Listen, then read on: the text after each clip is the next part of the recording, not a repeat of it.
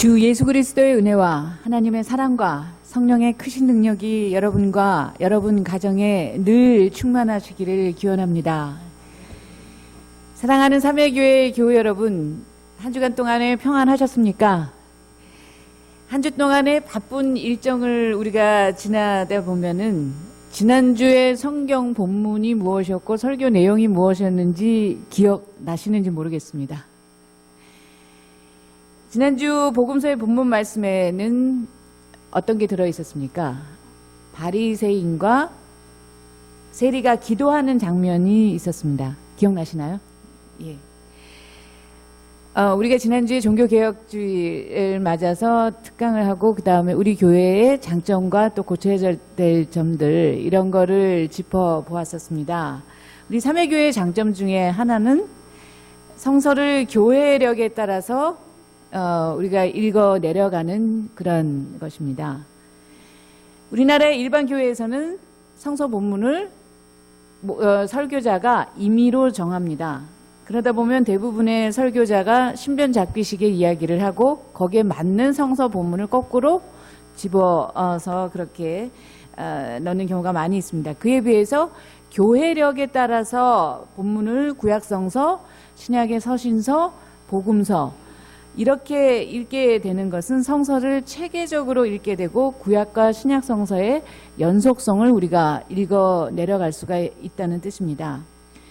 지난주 복음서의 본문 내용에는 바리새인은 스스로 의롭다 하였고 세리는 겸손하게 자기 자신의 문제성을 참여하는 그런 모습이 있었습니다.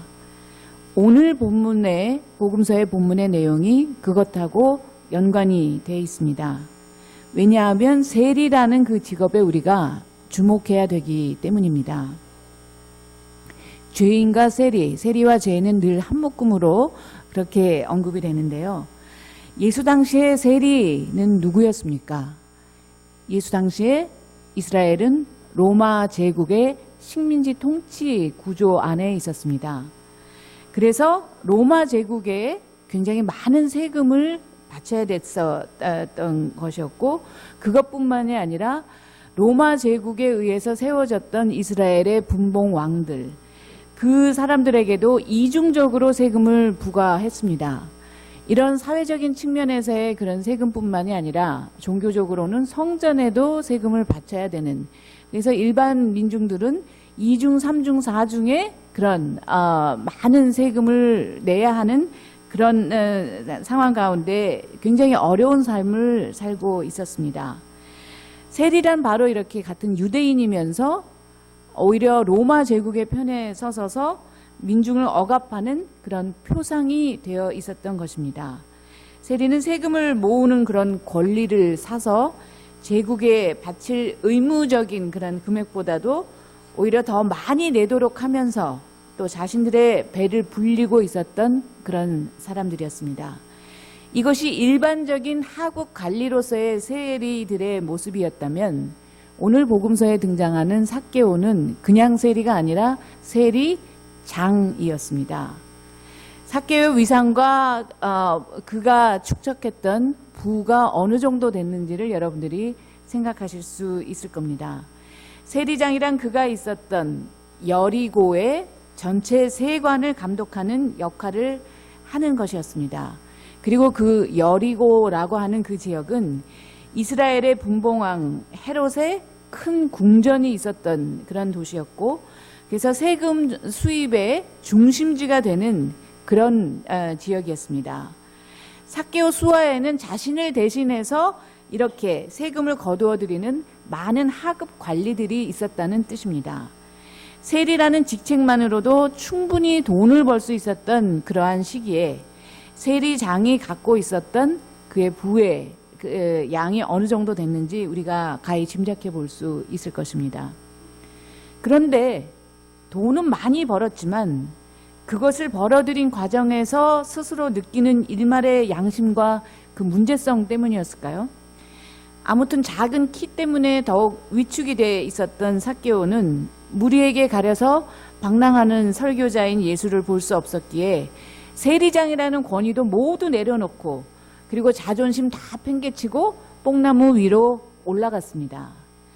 단지 호기심에서 그랬던지 아니면 예수에게서 그를 움직이는 무엇인가를 느꼈기 때문인지 아무튼 삭개오는 예수를 보기 위해서 열성적으로 먼저 다른 사람들보다 먼저 준비된 자세로 앞서 달려갔다 했습니다. 그리고 나무에 올라가서 예수의 주의를 끌었던 것입니다. 그러자 예수께서는 그 집에서 삭개오의 집에서 묵으시겠다라고 그렇게 말씀하십니다. 그러자 삭개오의 반응이 어땠습니까? 얼른 내려와서 기뻐하며 예수를 집으로 맞아들였습니다.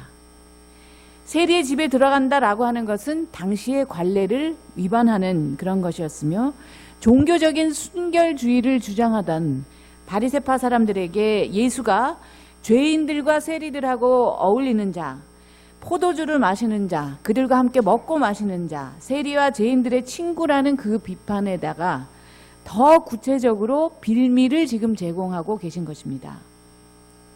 예수께서는 이들과 거리를 두기보다는 오히려 한술 더 떠서 그 집에까지 들어가겠다라고 하는 참 도발적인 그런 발상을 하고 계셨습니다. 배제하고 거리 두는 것을 더 좋아했던 바리새인들에게 사람들과 폭넓게 관계하고 포용하며 인정하며 살아가는 법을 예수께서는 가르쳐주고 계셨던 것입니다. 이처럼 누가복음은 욕심 많은 죄인이었던 삭개오조차도 예수를 받아들였고 그것이 그의 삶을 바꾸었다라는 것을 강조하고 있습니다. 믿음과 회개가 연결되고 그것은 곧 하나님과 나와의 이런 수직적인 관계성으로만 끝나는 것이 아니라 인간과 인간 사이의 수평적인 관계성으로까지 이어져야 된다라는 그것을 바로 여기에서 말해주고 있습니다. 예수께서는 예수를 메시아로 고백하는 것 그리고 그분을 구원자로 믿는 것만으로는 충분하지 않다라고 하십니다. 그것 이상을 요구하고 계신 것입니다. 우리 자신의 신앙 고백이 바로 이 점을 놓치지 않아야 하는 것입니다. 삭개오가 스스로 이 점을 알아차리고 먼저 예수께 말했습니다. 주님, 보십시오. 제 소유의 절반을 가난한 사람들에게 주겠습니다.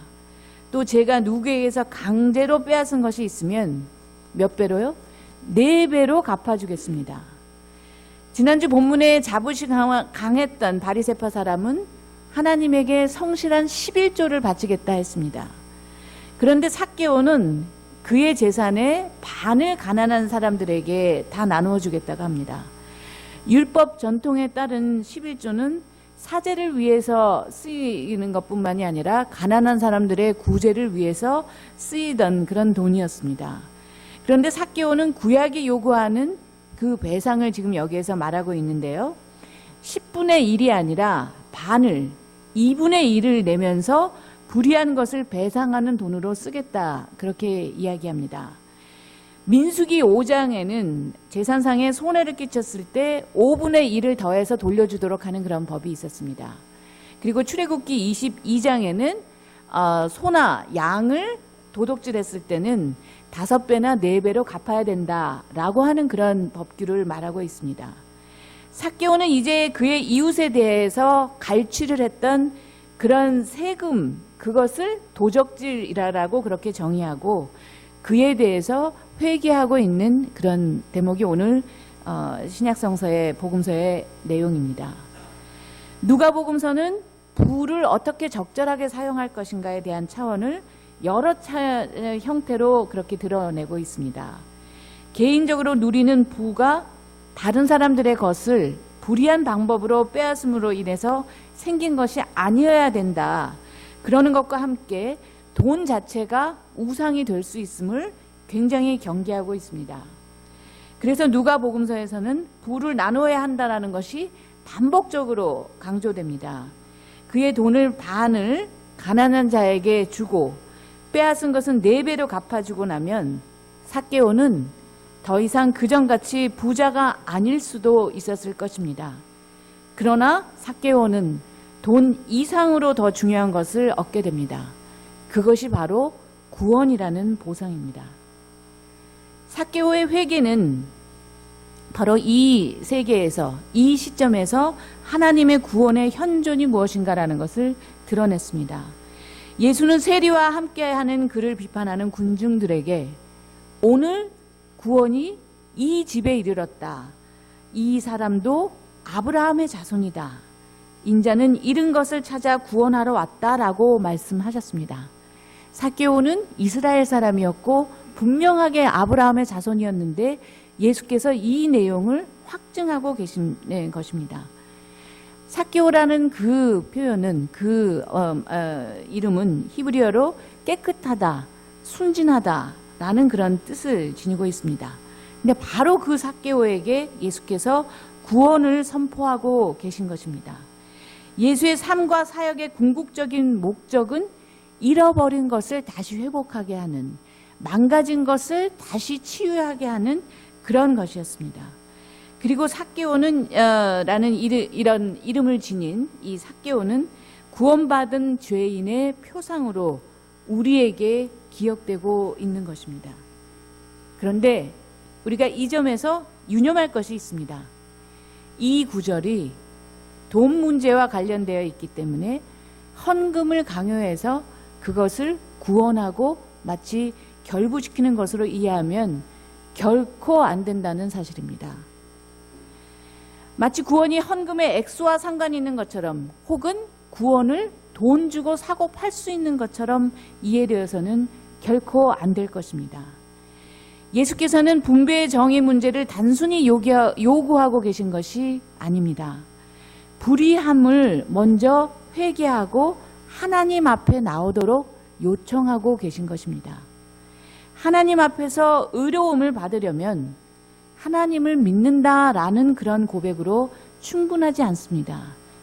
참회의 가능성을 보여준 세리가 스스로 의로움을 자만하고 있었던 바리새인보다 더 큰 가치를 지니고 있다라고 하는 것이 지난번 누가복음서의 본문의 내용이었습니다. 오늘 본문에서는 회개의 자세를 드러낸 삭개오가 구원될 수 있었음을 예수께서 선포하고 계십니다. 의인은 믿음으로 산다는 종교개혁의 기본 원리가 여기에서 제시되고 있습니다. 그러나 회개하고 참회하는 것이 구원의 전제는 아닙니다. 하나님의 은총으로 회개하고 참회하는 것이 가능합니다. 의인은 믿음으로 말미암아 산다. 그러면 그 말은 무엇입니까? 의롭다라고 하는 것은 내가 스스로를 의롭게 만들고 정의하는 것이 아니라 예수 그리스도께서 우리를 하나님 앞으로 이끌어주고 계십니다. 예수의 은총이 우리 자신의 비움과 참회를 가능하도록 해주십니다. 의인이 믿음으로 말미암아 산다라고 하는 것은 오늘 구약성서 본문 하박국의 가장 핵심적인 구절이고 바로 이 구절이 종교개혁의 핵심적인 원리로 작용하게 되었습니다.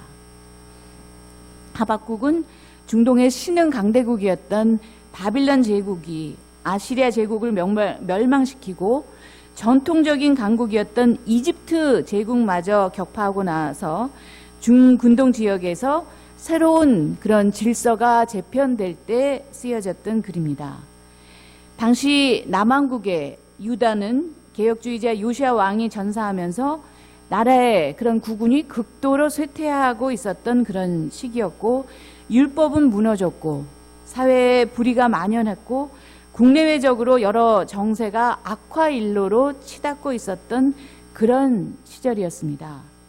이런 상황에서 선지자 하박국은 어찌해서 의인이 잘못되고 악인이 더 득세하고 잘 살고 있는지 극히 혼란스러웠습니다. 이것은 기원전 600여 년경에 있었던 그런 하박국 선지자의 질문일 뿐만이 아니라 오늘날 21세기에 살고 있는 우리가 그리고 전 세계적으로 처한 여러 가지의 불이한 상황들, 전쟁과 여러 위협적인 요소들을 보면서 우리가 갖게 되는 그런 회의와 별반 다를 것이 없을지도 모르겠습니다. 도처에서 악화가 양화를 구축하는 듯합니다. 하나님이 과연 살아계시다면, 또 살아 역사하신다면 왜 이 세상에서 악인이 잘되고 의인이 고통받는 것인가? 이런 신앙의 갈등과 고뇌로 씨름하던 하박국은 하나님으로부터 궁극적으로 악인은 심판당하고 의인은 그 믿음으로 말미암아 살게 되며 구원을 얻게 되리라는 신비하고 놀라운 약속을 부여받게 됩니다. 바로 사도 바울은 이 말씀에 근거해서 하나님의 구원 원리를 가르쳤고요. 바로 종교개혁자들은 이 말씀을 붙들고서 신앙갱신과 사회개혁을 해 나갔던 것입니다. 바로 이 종교개혁의 전통 안에 우리들이 살고 있고 신앙생활을 하고 있습니다. 다시 삭개오의 이야기로 돌아가서 말씀을 마치고자 합니다. 삭개오는 예수께서 부르시자 어떻게 했습니까? 얼른 내려와서 기뻐하면서 예수를 맞을 준비를 했던 것입니다. 그동안 그가 돈은 많이 벌었고 물질적으로 풍요해졌는지는 모르겠지만 예수의 부르심에 그는 어느새 잊어버렸던 그 설레임을 다시 회복할 수 있었습니다. 키가 작아서이건 그 사회에서 결코 환영받지 못했던 그런 이유에서건 어떤 이유가 되었건 나무 위로 뛰어 올라가서라도 예수를 만나고자 하는 그런 호기심, 다시 예수께로 그 얼굴을 향하고 싶은 그런 간절함, 바로 그러한 설레임이 우리 안에 지금 있습니까? 삭개와 시선을 맞추시고 그를 나무에서 불러 내려오게 하신 예수께서 이제 우리 각자를 다시 부르고 계십니다. 예수께서 우리의 집에 초대되어 들어가고자 하십니다. 아무도 그 무엇도 그 어떤 권세도 이를 막아낼 수 없습니다.